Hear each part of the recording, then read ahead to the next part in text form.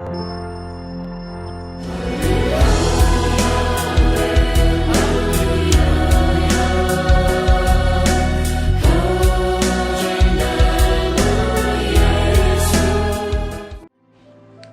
Bapak yang mau dikasih Tuhan Yesus, mari kita berdoa. Bapa Surgawi, kami mohon berkat ajaib-Mu memimpin kami dalam segala kebenaran-Mu saja. Kami tolak kebenaran versi dunia kami dengan segala ketidaktepatannya, segala kesalahan, dan segala tipu daya hal-hal dunia ini. Kami mohon Kau menjauhkan kami dari pikiran kedagingan, keduniawian, dari segala kerakusan, keserakahan, maupun hal-hal keberhalaan, keinginan-keinginan hal-hal dunia kami. Kami mohon agar kami hidup sesuai dengan tuntunan-Mu saja.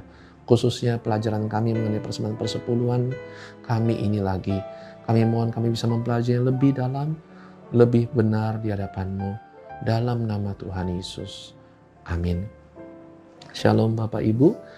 Kita lihat di Matius 22. Di Matius 22 ada pertanyaan orang-orang kepada, disebut orang-orang Herodian, orang-orang yang percaya dan mengikut Herodes.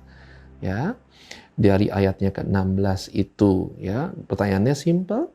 Ya, di ayatnya mulai ke-16, mulai guru, kami tahu, jujur, ya, jujur. Nah, tapi kemudian pertanyaan ayat 17, apakah diperbolehkan membayar pajak kepada kaisar atau tidak?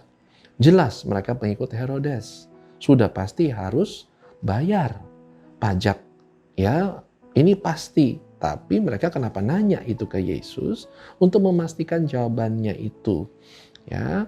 Dan kemudian Tuhan Yesus menjawab, ya, di ayatnya ke-18, tetapi Yesus mengetahui kejahatan hati mereka lalu berkata, mengapa kamu mencobai aku, hai orang-orang munafik? Nah, ya, kita catat ya, di sini ada konsep orang-orang munafik. Ya, dan itu disampaikan juga karena munafik itu berarti sebenarnya tidak takut penghakiman akhir. Ayat 19, tunjukkanlah kepadaku mata uang untuk pajak itu. Mereka membawa suatu dinar kepadanya.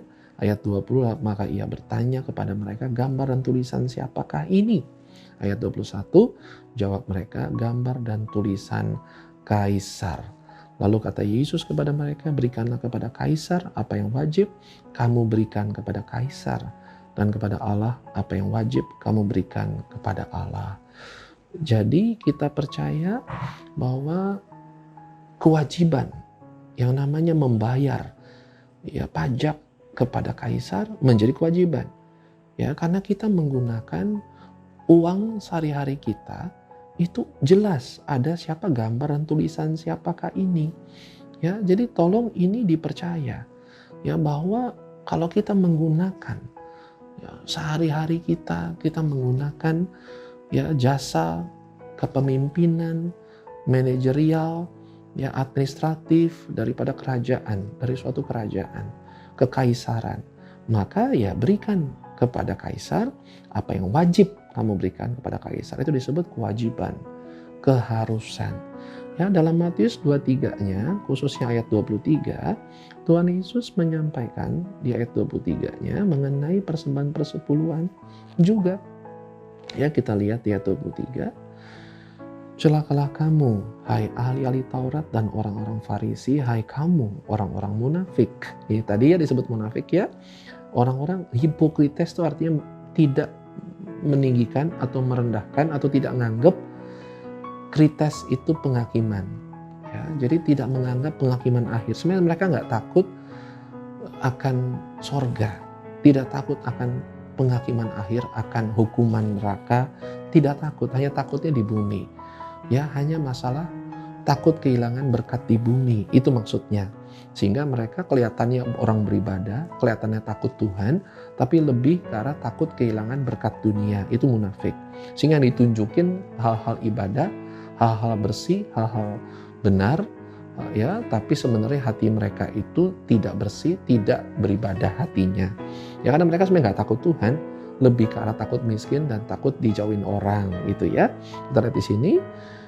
Sebab persepuluhan dari selasih, adas manis dan jintan kamu bayar. Tetapi yang terpenting dalam hukum Taurat kamu abaikan, yaitu keadilan dan belas kasihan dan kesetiaan. Yang satu harus dilakukan dan yang lain jangan diabaikan. Jadi tetap ada yang disebut kewajiban. Yang satu harus dilakukan dan yang lain jangan diabaikan. Jadi harus dilakukan juga. Jadi persembahan-persembahan kata Yesus di sini wajib, harus. Ya, jangan sampai kita mengarang-arang sendiri dengan sebagai orang Kristen tidak ada lagi kewajiban. No.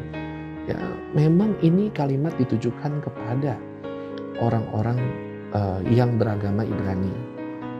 Ya, tapi jelas Matius adalah Injil, ya, kekristenan.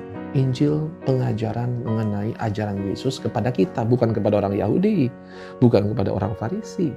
Jadi kita tahu bahwa Tuhan Yesus pun, ya, benar-benar menyampaikan dengan tegas bahwa persembahan persepuluhan itu wajib dilakukan. Demikian contohnya. Nah, kalau kita perhatikan dengan 2 poin tadi, ya, mengenai apa yang wajib kamu berikan kepada Allah, ya bayar dong. Ya, nah, kepada Allah juga wajib. Nah, apa yang harus dibayar kepada Allah? Kita tahu Tuhan Yesus menunjukkan mengenai bahwa bayar pajak, ya, yang namanya bayar pajak rumah Allah sekalipun itu wajib dibayar. Ya, sampai Petrus disuruh nangkep ikan, di dalamnya ada uang yang cukup untuk bayar, ya, bea rumah Allah untuk atas nama Tuhan Yesus dan atas nama Petrus. Itu contoh. Nah, kita tahu bahwa sebenarnya teori pajak, ya, itu adalah teori penyelenggaraan. Pajak itu kita berikan kepada negara. Kalau kita ngomong pajak negara, agar negara bisa menyelenggarakan kepemimpinan atau administratif, ya, membangun jalan, fasilitas disediakan, ya, itu sudah harus kita mengerti. Pajak itu untuk membangun, untuk memelihara, untuk merawat, menjalankan pemerintahan dan kesejahteraan dari suatu tempat. Kalau kita adalah orang Amerika, warga Amerika, tinggal di Indonesia, maka kita harus bayar pajak pendapatan itu kepada Amerika. Orang Amerika bayar pajak pendapatan kepada Amerika, pemerintah Amerika. Tapi bayar bea-bea seperti VAT, pajak pertambahan nilai, ya, value added tax, yang 10% kepada negara Indonesia. Dan juga bea-bea cukai, itu harus bayar kepada pemerintah Indonesia. Itu contoh bayar pajak untuk negaranya. Nah, kalau kita warga sorga, sebenarnya adalah kewajiban kita, percaya kita berasal dari sorga, sehingga kalau kita membayar, ya, pajak sorgawi, pajak ilahi, pajak rohani kita, tujuannya untuk penyelenggaraan peribadatan. Ya, persepuluhan itu dulu diberikan, ya, untuk semua orang, kepada untuk bangsa suku Lewi, supaya ada penyelenggaraan peribadatan rumah Allah. Kalau versi Yakub, ya, mengenai kejadian yang dimana Yakub berjanji untuk membangun rumah Allah dan ucapan syukur atas keselamatan yang dia terimanya. Jadi persembahan itu adalah untuk pembangunan, pemeliharaan, perawatan kita semua yang bagian dari rumah Allah. Dan karena kita percaya kita adalah bait Allah atau rumah Allah, karena Roh Allah memimpin kita, tinggal di dalam kita, kita dalam Allah, dan Roh Allah ini tinggal dalam kita, menyertai kita, maka kita percaya kita bagian dari rumah Allah. Maka kita dipelihara, diberkati ajaib. Selama kita ada penyelenggaraan, ada pajak surgawi yang sebenarnya untuk kita sendiri. Maka tolong percaya penuh persembahan persepuluhan adalah kewajiban. Even bahkan bagi orang Kristen di era sekarang. Tuhan Yesus memberkati. Amin.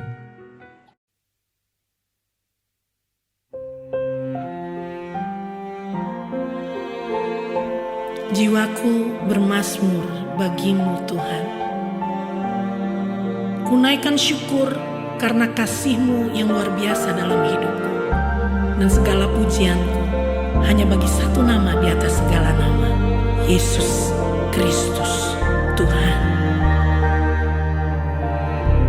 Syukur padamu Yesus,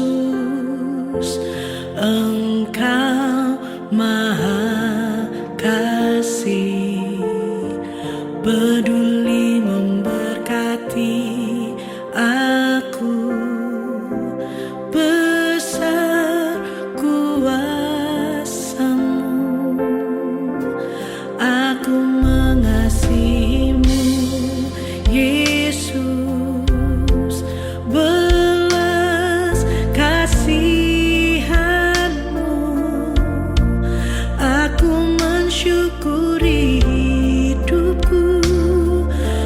semua